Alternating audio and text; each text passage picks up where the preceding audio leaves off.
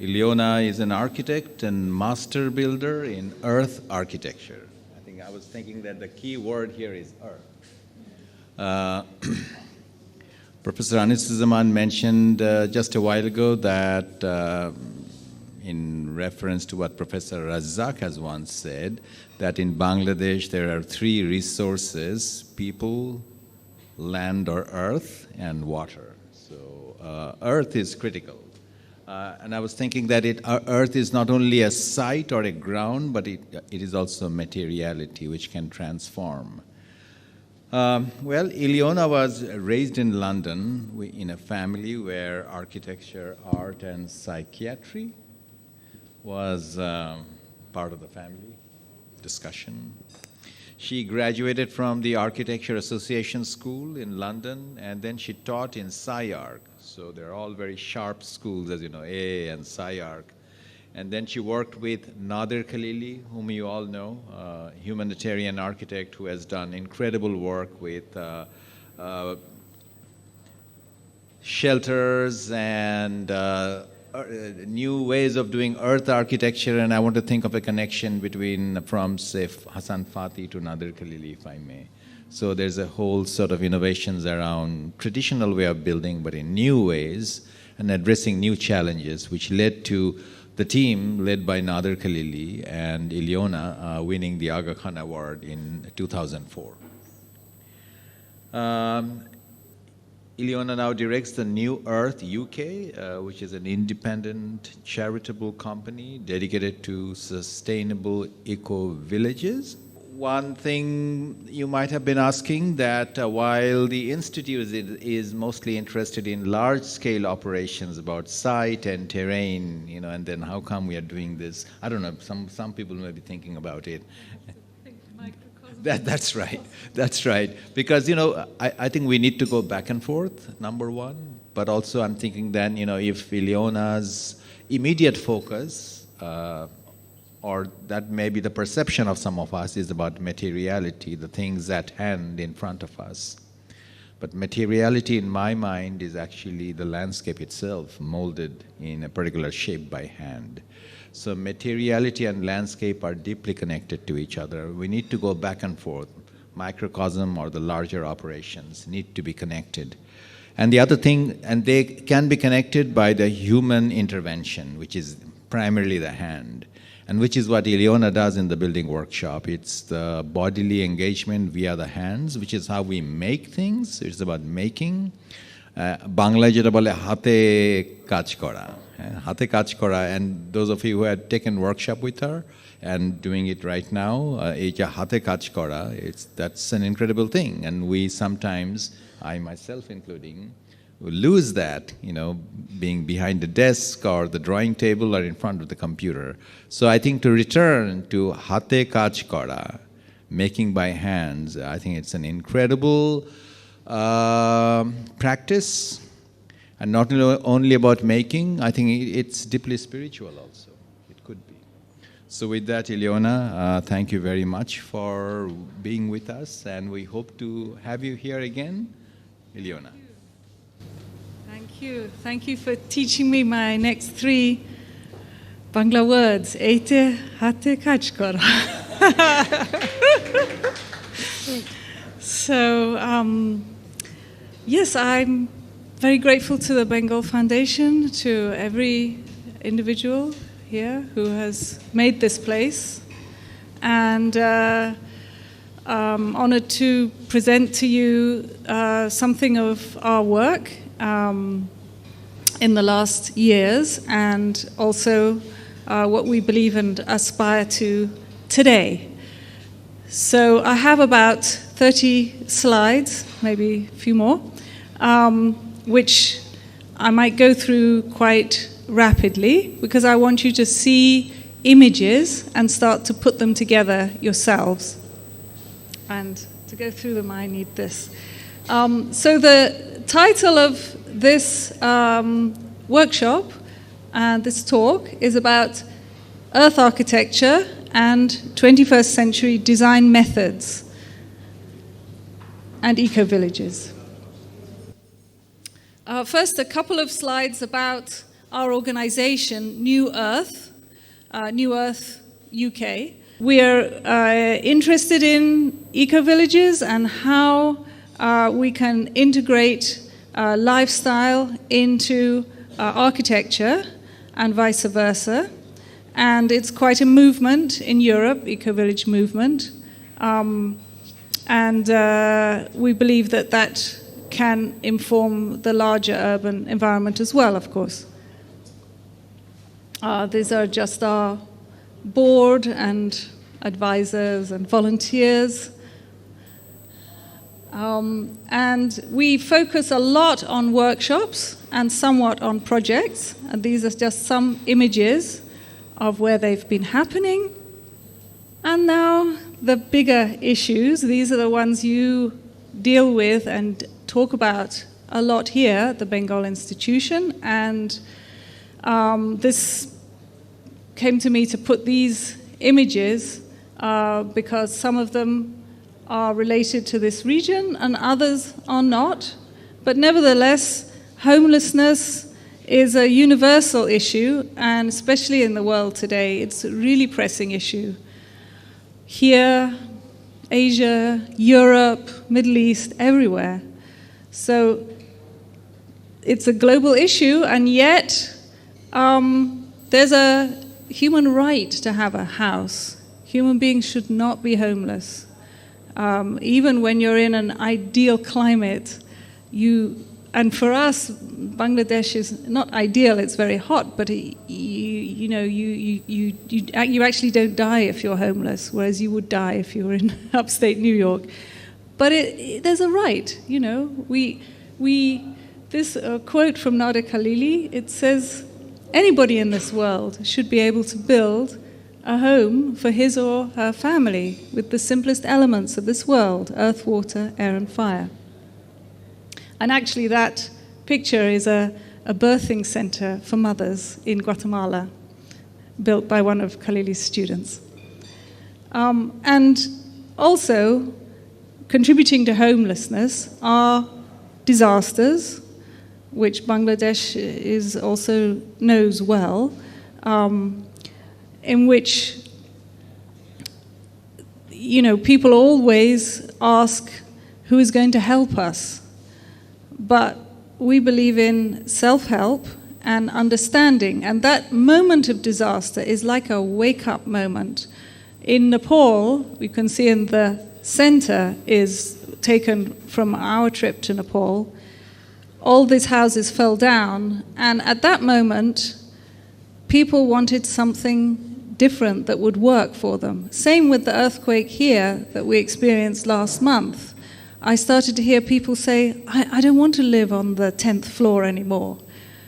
But very soon it fades. Anyway, these are classic disasters, but is nature to blame for those disasters, or is it the way we build?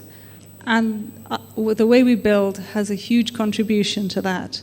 So we're interested in looking at the natural elements and the way they want to behave, and trying to learn and build with that. So here you can see the earth, water, air, and fire, and their natural forms, and this wonderful quote from Maulana Jalaluddin Rumi: earth, water, air, and fire are obedient creatures. They are dead to you and me, but alive at God's presence. They have their own way. So to begin to approach this, there is a sentiment of return to earth. Find our connection with earth again. And when you start looking at this concept of return to earth, you can find in it this concept of repentance, return, forgiveness, love, compassion, and also from Facebook, this great picture, ego and eco. So there's an opposition here of our ego and what is eco, and how can we begin to learn and start to harmonize these two. And the work that I'll show you was pretty much pioneered, well, it was pioneered by Iliona Khalili, Now we're continuing, but he was raised in Iran, worked in America, and tried to bring his experience of these two worlds together in his work. So he was highly concerned with homelessness, and he was raised in a house that was made with earth. But going to America, getting his training there, he also saw how it has to combine with technology, how it has to be approved by the authorities, and it has to find the language of science. So during the time that I spent with him, which was about 18 years, I learned about his system of ceramic houses, and also we developed a system called SANDBAG shelter, and you can see here some SANDBAG arches. So the SANDBAG shelter, actually, he called it SUPERADOBE because he realized, like the word supermarket, it has to have a certain sort of, futuristic feel to it. So SUPERADOBE actually consists of sandbags, barbed wire, and the earth. And how can you create a disaster-resistant home with that? That took several years of hands-on research to come up with basically very simple ancient forms of domes and vaults. And these were implemented, which you'll see in later slides. The other system, ceramic houses, is again the earth, but this time taking that concept of earth, water, air, which makes an earth block, a sun-dried block, and adding the element of fire to stabilize it, so it becomes ceramics. And throughout history, the regions of the world where they're using earth bricks for the roof, those roofs are always falling down in earthquakes and rains and floods. So to ceramicize these means that you stabilize that earth to become a lasting home. Again, a wonderful quote from Rumi. So all the time, learning from Iliona Khalili loved Rumi. He loved Persian mystic poetry generally, but he loved Rumi, and he read his works constantly. So he was always saying Rumi is the best architect, and he was always trying to teach us, and I was his student also, to go between this poetry and then the built environment, the tangible and the intangible. So you'll see various quotes coming through. And then that fire, he also made proposals to NASA for building on the moon. And instead of needing fuel, he proposed taking a giant lens up on the moon and simply focusing the sun and melting it to become a magma. And this also came through Rumi because there was no earth, there was no air and fire, no air and water on the moon, and officially no fire because no air to burn. So he was always searching, how does this unity of the elements gets put together? How can you transform one element into another, at least conceptually? And so that was an answer about focusing the sun, which actually somebody has yet to do it here, but I found on YouTube you can open up an old television and find a Fresnel lens and focus the sun and also melt the earth to become ceramics. So that concept of focus is also about human focus. What is the focus in one's life as a person, as an architect? The desire to do something for others, sometimes it's called a quest, gives us a sense of direction. And that sense of direction is also reflected in the architecture, which has traditionally been earth architecture, masonry, domes, vaults, arches. So that sense of direction in the earth architecture, it comes through a compass, but also there is this sense of a center in the earth architecture, which just exists. So in a way, these two concepts that are about us following a quest, following very strongly a direction that you want to do something in this life, and also simply enjoy being here. These are very fundamental concepts that have been talked about and written. I'm not sure, even in Greek, I think it was Aristotle had the concept of evareskia evdaimonia, which is, the concept of a life well lived and also the enjoyment of one's life. So here we go back to something more tangible. So this sandbag, before it gets cut into small sandbags, it's actually manufactured as a long tube. So if you conceptualize a line generator made out of earth, you can fill this long tube with earth, and you can start to play with it. And the only thing that is confining you is the logic of the earth, the gravity, and the material itself. And you get all these clues from the natural world, like the way the water flows is the same flexible form. So from a single element, like a wall or a block, let's say, we start to design. So we're not trying to put together a whole bunch of different materials. Conceptually, we're saying we have a single element. We have the earth, and we're physically expressing that by this line generator. And these slides just basically just run through concepts that are involved in the art of building with earth. One is called the angle of repose. So when the earth is just dumped from the back of a truck and sits there by itself, it finds a natural angle. It creates a kind of mountain shape. And that natural angle in structural engineering is called the angle of repose. It's also something that can be experienced. These are two students in Housing Building Research Center, where we have given 3 workshops. So that angle of repose, it generates this alphabet: arch, vault, dome, apse. Arch is the basic form. You see at the top, you see a columns and beam system, but that beam, the more it's loaded, the more gravity is fighting gravity. So an arch, well, as soon as you curve it, it doesn't fight gravity. The gravity actually creates the strength of the arch. And then from that single arch, you can start to repeat and rotate and create these other forms of domes, vaults, apses.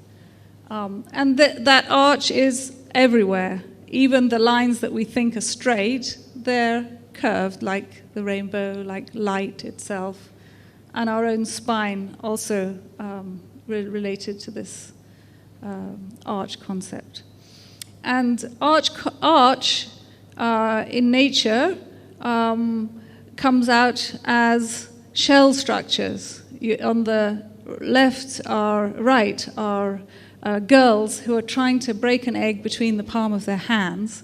And because that thin shell is actually in a dome form, it's very hard to break it, despite being very thin. The other side are seashells, which are also incredibly strong, and some of the static analysis. Plus, you can also see that a shell structure doesn't depend on being intact all the time. It can actually lose a portion, and that's why they're used often as dangerous goods storages and nuclear power stations, because if you lose a piece of a shell, it doesn't all collapse. If I were to take out these 2 columns, we would have serious collapse problem. But the shell, the chick can break out of it, and it's still there. So using this line generator, in California during the 1990s, we spent about 6-7 years going through building code tests. Not very exciting or glamorous, but that was the time, and that's what was necessary at the time. And with hindsight, I think maybe that's why I ended up with Nada Khalili at that time, because, you know, it's kind of useful to have a British accent in California when you want to go through building codes and pass a certain sort of pragmatic mentality, maybe. So these small structures were the first ones that were built and tested, and slowly we got bigger. And they became known as emergency sandbag shelters, and eventually oops, I pressed the wrong button. Can someone help me get back to where I was? Anyway, eventually, at some point, we responded to a nomination for the Aga Khan Award, and surprisingly, they liked it, they examined it, and they awarded this very small item. So structurally, we went through all the tests, we did all the static analysis, finite element analysis. These are some of the quotes from newspapers and from the city. The building official actually wrote to me years later. They were not very. They weren't trying to facilitate us, put it that way. They were skeptical, very skeptical. But they went through the process because they had the code book. There was a process. We went through all the engineering, the ICBO, back and forth, letters, and eventually wrote to me, said, that was the most exciting time of my career. So they turned around after a number of years. And this was the project that was given the Aga Khan Award for Architecture. Actually, they gave it for prototypes in the end, because it's such a small building, but it has the potential to affect other buildings. This was a refugee camp after the first Iran-Iraq war, and we trained the UNDP representative, and they worked with UNHCR, and they built just 15 domes as refugee shelters, with the refugees building as well. And also a manual came out of that, which is this book here. So then, stepping up from that in scale, we've started to do a small house, eco-dome we called it, moon cocoon, where we could slightly enlarge domes and start to combine them together and understand, is it wasteful of space? Is it efficient? How does it work? How does the cooling work, the heating? And you see all these forms are actually the most efficient because they have their own natural heating and cooling. A dome will automatically move the air around. It creates sun and shade zones. And we did everything with structural engineering, full-scale drawing, full plan sets. This one was a little bit bigger, a museum and nature center in our tiny desert city in California. It got about half built, and then they ran out of money, but still, it was a project that was, fully permitted. And the brick dome that you see there was passed through all the codes. It's a 4-inch thick shell of bricks and glazed bricks. And these two are more detail of that. Sunrise Dome was fired, and this one was simply built with pre-glazed bricks. So these are very simple techniques. You just need one pipe in the center. The only tool, you put together some pieces. We used to go to the hardware store, as it's called, Home Depot, and put $20 of materials together and make the compass, and then start building.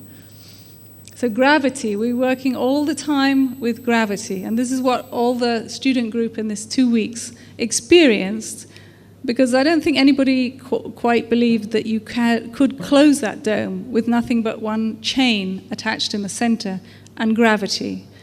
But the technique, you managed it just fine. So this shows you then clustering together. And this is historical. This is Alberobello in Italy, where all the domes have been built with dry stones, not even mortared together. This was a technique that you were learning, that some of the group here were learning, is how to construct with dry pack, so that you're building entirely in harmony with gravity. And if you can do that, then everything else that you add is safety factor. So you add cement, you add buttressing, you add a foundation. But if you can do it dry pack, then you know it's stable. And this was the last of the prototypes that we built at CalEarth in California at our institute. This is a standard all-American house with a big kitchen and 3 bedrooms, a 2-car garage, etc. So this one, by the time this was built, then people really began to see that they could have the kind of house they are used to, but simply with the soft, natural, and restful earth walls. And this concept of repetition is what made it possible. So taking like a modular system of a dome, a vault, repeating the vaults, and the repetition of 3 vaults together, this was Nada Khalili's great move in design, because a lot of the traditional rooms are about 12 to 15 foot by 15 to 18, 20 foot, not bigger. But everybody wants an open plan space. You want to be able to see about 40, 50 feet. If you offset those vaults and leave it open, you have that open plan and you have that kind of view. So suddenly that traditional, slightly cramped feeling of space feels like a modern design. And this also, we did some 2-story designs. So the other one, that this earth architecture, with the right spirit of not being reinforced and having to go with gravity, it also has this concept of going with the flow. And that was expressed in a lake stabilization project, which was funded by FEMA, although not very consciously. The park was funded, and then we were employed by the park. But we didn't have to drain the lake, and we followed the contour that the water had naturally made. And this is very important when you create embankments for rivers and streams and water flow, because when the water flows in its own way, it carries the silt and the sand and so on, and it deposits it on the banks. But if it gets straightened out, then it'll slow down in the middle and deposit it in the middle and silt up. So we tried to respect that in that project. And we actually pumped these bags. We used a 4-sack concrete mix to be constantly washed by the wave action. And nobody drained the lake. We just pumped it and went. And we didn't tell them how long it took us, because then they wouldn't have wanted to pay us as much. This law of cracks also is a very important concept. When we look at bricks, everybody is worried about how to stick the bricks together. And between each brick essentially is a crack. But if we don't worry about that and we start to use domes and vaults, again, we can learn to build dry pack. Then you find that that form is taking you maybe 50% of the way. And the combination of that top slide actually shows sand-filled sacks that then is post-tensioned. So it has a steel strap across the top. Because it's tensioned, then it allows you to build up a lot more weight on the top. And likewise, this plaster is in pieces, just the size of a hand, of a lump, a mud ball. And it doesn't crack anymore because it's already cracked. So one concept in ceramic architecture is that when the ceramic building raises to a certain heat, when a pot, let's say, is big, it raises to a certain heat, it will crack. But when it rises to a higher heat, it then fuses together.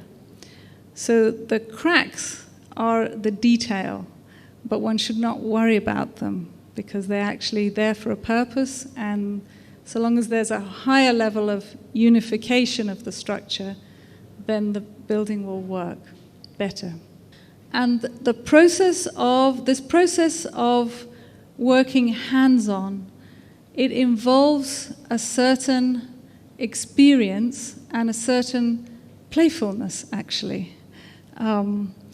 Because a lot of what we've already learned is not in harmony with the natural elements, that earth, water, air, and fire. And so we're constantly attempting to do things that are at odds with their own intrinsic nature. So being playful can help us to have a more open mind and to learn through hands-on and then adapt and change the way we do things. So some of these pictures are about playful relationship.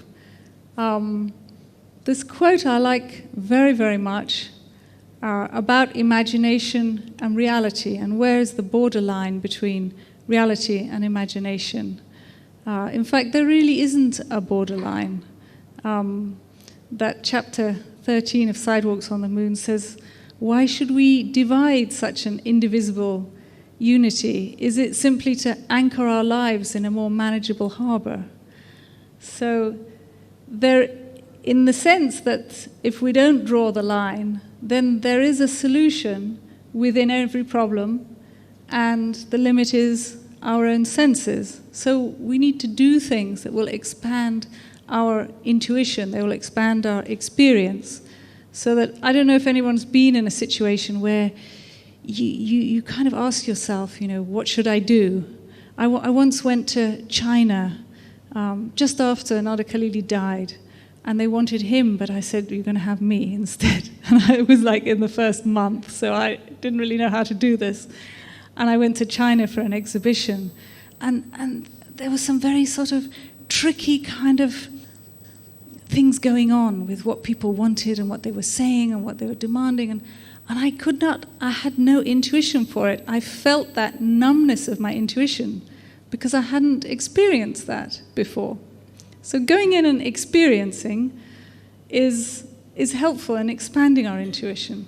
And I've also juxtaposed two commonly known systems of exploring qualities on an emotional level: the 99 names of Allah and the qualities of the earth, water, air, and fire, which are often used in that way. So in that spirit of research, we call it research and in-search. This is how, as a group and as individuals, alone or with others, research and answers can develop. This was in HBRI here in Dhaka, our first workshop. And this was in Nepal, response to the earthquake. And, did we really go there to build one house for a villager? No, we went there to experience and to demonstrate and to show people going through that experience. Because, as I said, immediately after the earthquake, there's a kind of wake-up moment, and people ask questions. And in the village, pretty much nobody really wanted a domed house, but they were kind of they wanted something. But there was an old couple who had no children, and the rest of the village said, you give them a house. And they kind of pushed us their way. And they said, yeah, we'll do it. We want the house. And so they went through that process with us, and we went through it, and we felt the aftershocks. Everybody was scared of those aftershocks, but our team with volunteers and so on, was building with the fallen down brick earth materials. We wet the bricks again and put them back in the bags and built. And I don't think that house ever would have been built if it were not in that moment of time. And now the couple are very happy with it, and in fact the sister-in-law, I think, wants the house as well. So there's a bit of a distinction, you know.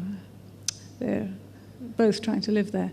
And this was a different project. So using the earth straight was in Nepal, in Visvabharati, Kalabhavana, Shantiniketan.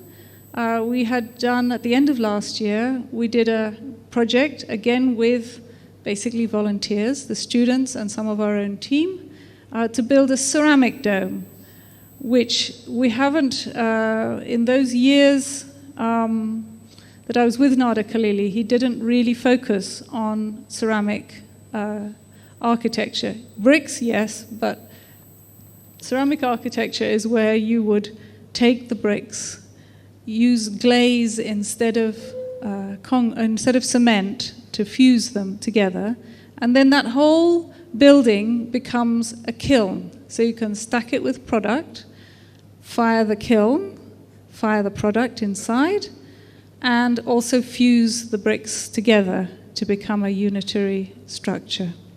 So this is what we did there. And actually, you can't quite see it, but on the top there is written a quote from Tagore, and those are supposed to be the chatim leaves that his father sat under. I think that Fatiha actually knows that quote in Bangla, so she should read it.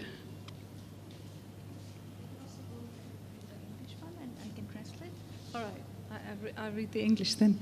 Move out of yourself and look within. You will hear the sound of the universe coming from your soul.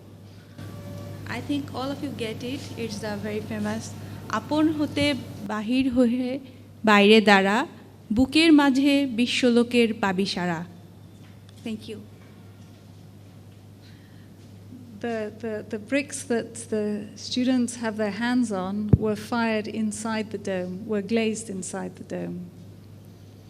And this was a 2-week project, very fast. And actually our mortar was not well developed. It didn't stick for us, but we still did it basically dry pack with some clay in the back. And then when it was fired, it stuck together. So it's a very beautiful 12-foot dome. I would like the next one to be bigger with a little more research time. And these other illustrations just show you antecedents from different parts of the world for this type of thing. The kilns in Lancashire, bottle kilns, they have a double shell and they draw the air up. And these pigeon towers in Isfahan are like multi-story apartment blocks made with earth bricks in which thousands of pigeons would nest and drop their valuable fertilizer down. And here at the Bengal Institute, we did the same thing. Maybe we didn't reach a permanent product, but within ourselves, the product of learning was achieved. So this is the dome and some of the filled earth coils. And you see the technique is dry pack with some clay on the outside to kind of fill the spaces. And now it's almost closed at the top. So all of these that I've showed you are all different ways of approaching this earth and how to design with it. And they're subjects of meditation, and they're also sources of inspiration that can lead to bigger designs for houses, for communities. That was actually in London on the deck of the festival hall. This is in Oman, that's in Spain. So if we can sustain our dreams and goals, then we can start to understand sustainability. Is our own selves we have to sustain first. No good blaming someone else. That doesn't get you anywhere. The human being has been from Earth to Moon, and it is all the same Earth. In fact, people think that the Moon was a part of the Earth and perhaps was kind of torn off by another planet coming past it. And that also shows our relationship with Earth as that astronaut looks back at our beautiful blue planet that we should not destroy and pollute. This is just a thought on architectural contract and masonry. That isn't actually a mason's handshake. It comes from a wedding website. But looking at the two different forms of contract that are used in England, which one is closer to the way that the old-style masons used to work, where they had a direct relationship with the builder? From what I hear, in Bangladesh, architects do have a much more direct relationship with the builder, and the way you build, in any case, is closer to the second model. But the first one, traditional model, actually the architect doesn't do very much except do the drawings and administer the contract, but the contract is made with the client. Whereas construction management, if the architect is the construction manager, then the architect actually facilitates the client to have relationships with all of the different trades in the building, and therefore is much closer to that concept of master builder, but still within a structure that is legal and that can produce buildings. And so I put the Mason's sign there to actually that symbol. When one builds these domes, one can also pick out what the meaning of all these symbols are. You can even see a dome, it's a beehive on one side. And then all those people together make up a community. An eco-village is an easy concept to grasp.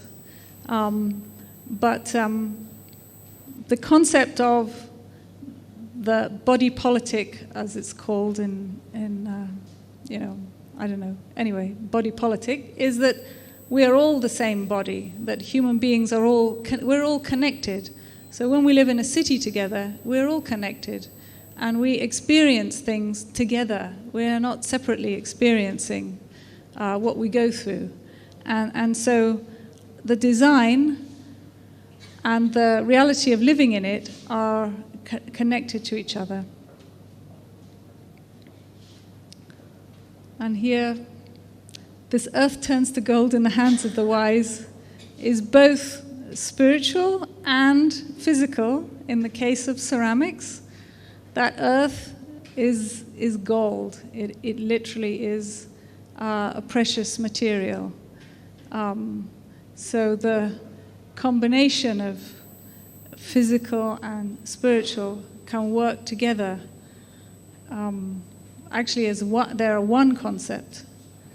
And finally, this image of home, again, we come back to that concept of the light not being in straight lines, but following its own form. And I found this illustration in Stephen Hawking's book about the event horizon, when you have a black hole and the light is apparently attracted into that black hole, and the gravity is stronger even than light. But there's something, I'm not a physicist, but there's something called the event horizon, where the light itself doesn't get sucked in, or they vision it in this, the mathematics gives you that dome, cone. And so Rumi writes for us, whoever is molding your breath, that alone in hard times will not leave you alone, beaming your heart with hopeful dreams, finding lovely friends for your home. So all of this that I've showed you is to try to always show you connection between the very practical and the very poetic, and how that earth architecture is poetry crystallized into structure. It's not the structure that we start with first, it's the poetry. And the poetry is in us, and we are the builders. And that's how that process of research can bring you to designing with masonry forms. That's it. Thank you very much. So, any questions? Anybody? I think some people had actually done a workshop previous to this in HBRI. Maybe if you have any comment from that to this presentation, if there's any... Anybody has any question? Different thought. Thank you, Iliona, for a wonderful lecture. And I was just thinking while listening to your lecture, it seems that one is you're trying to understand nature and the way of building, but also if we think of people, then you're thinking of for people like who are falling into disasters, or maybe someone who wants to build his or her own house.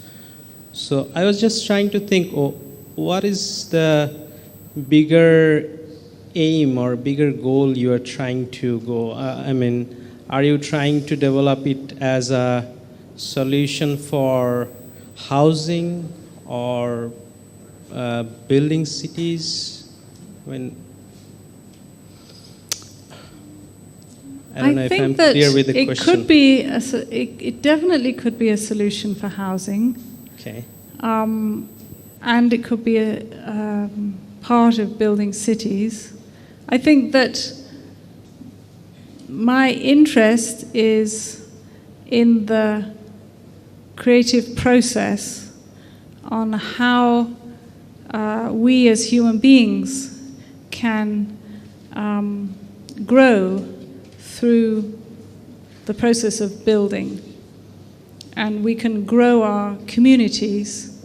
Not that everybody has to be a builder, but those who do build, or those who do design. For instance, architects are designing whole cities, buildings, places where people live. We basically end up living in some architect's dream, if it has an architect. And if it doesn't, then we're living in a traditional dream. But what I'm interested in is the creative process of human beings understanding our place in the world better, as almost like a spiritual path, which I believe that the Masons, not Freemasons, but just regular Masons, they had this path to understanding who they were in the universe through their art, and there are other arts that do the same. So at this time in life, my major interest is that, because I think that when we understand that, we become able to work together. For example, we don't oppose each other, we don't fight, we become cooperative creatures. We understand that we are all one body better. That sort of shadow of I'm different tends to leave us. And this architecture isn't different because you're not designing to make an individual statement. You're trying to understand what it wants to be. And then in that sense, I think it can make better housing because nature is always the most efficient, the most frugal, the most available. There is no wasted space in a curved, in an arch. There's no, in a beehive or a soap bubble, there's no wasted space. So I think that I'm interested in it as a process, but because it leads to the most efficient way to build a house. And that can help people have homes that are disaster resistant.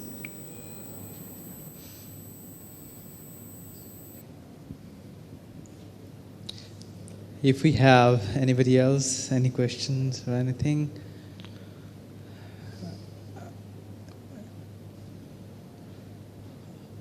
Okay. Thank you for being a great think, audience. I might have gone on too long. I have no idea what time it is. No, we are all good. It's Okay. you had the perfect Good. timing, no problem. All right. Thank you so much, Iliona. Thank you. Thank you.